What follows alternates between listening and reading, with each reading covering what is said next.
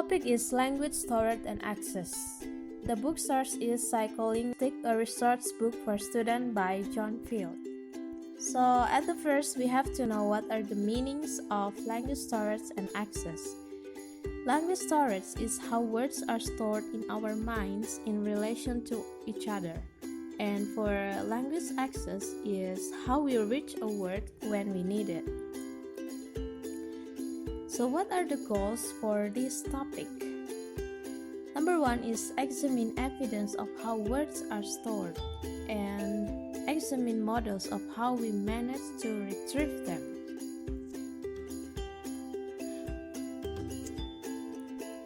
Storage assist access. Words are not stored in mind independently. On the contrary, every word appears to have close links to others. So let us consider why this is necessary. I have an example. It is assume as a speaker is seeking a word for a fruit, using the meaning as a point of departure. The speaker might retrieve the whole set of fruit, which includes apple, plum, pear, grape, banana, orange, peach, and cherry. The fruit is yellowish, which retrieves the third to the first 5, which is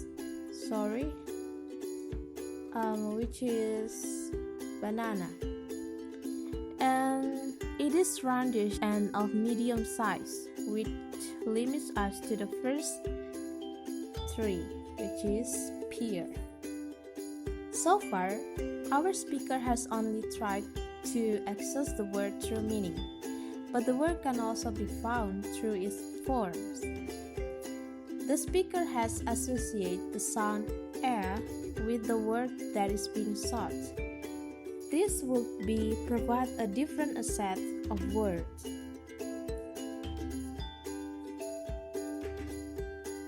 And there is only words which fit both criteria, which is pear. This is extremely simplified version of what happens, but illustrates the way in which form and meaning can interact in helping us to retrieve a word that we need. So now consider the process in reverse from the point of view of a listener who hears the word carrot. In form, the initial sounds link into the whole set of words beginning with care. This one. And the context might or might not of controversial issues indicate that the current topic was vegetable and lead the listener to open the set of vegetable. The results might be a tie between cabbage and carrot, which will be resolved when the speaker heard the next sounds are. Weak link and strong link. Within the mental lexicon, some words are clearly more closely linked than others. Recent accounts of this link have been strongly influenced by connectionist view of language processing. So, connectionism models itself upon the way in which the brain operates by transferring signal across multiple neural or nerve connections. So, for example, the link between the word fish and chips is a strong one because the two often occur together. Similarly, the link between afraid and scared, it is a strong one because two often compete when we need a word express fear.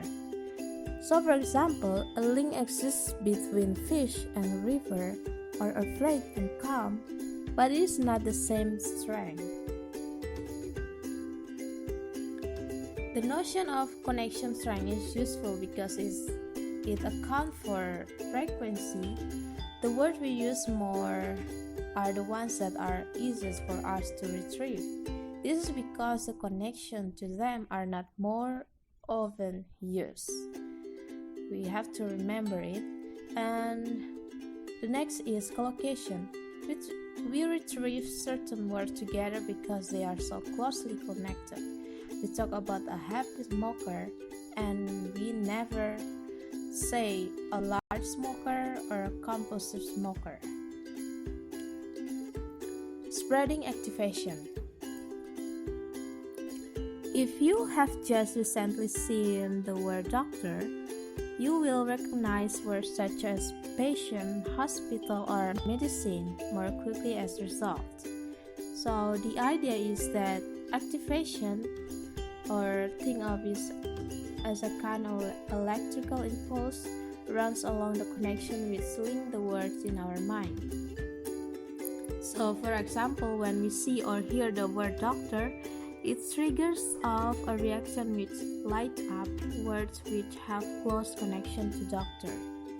So this means that the words are more readily available to us in case we need them. Of course, activation does not last for long. It quite quickly decays. Note that activation effects is automatic. We cannot turn it on or off.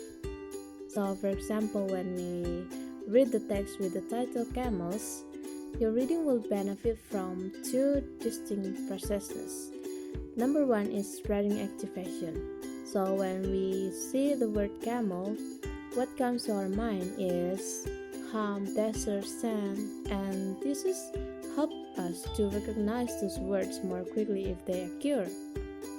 Number two is word knowledge. Knowing that the text is about camels might lead you to create certain expectation. At a rather more conscious level, there may be something in the text about storing water in the hand, something about the two types of camels, or something about survival in a hot climate. So, I hope that this explanation will help you to know what is language storage and access. Thank you for your attention and have a good day.